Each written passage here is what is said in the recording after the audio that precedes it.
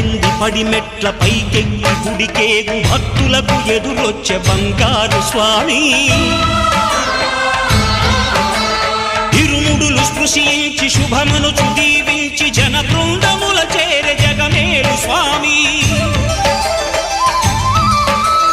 తన భక్తులనరిల్చు తప్పులకు తడబడి ఒక పక్క ఒరిగెన ఓంకారమూర్తి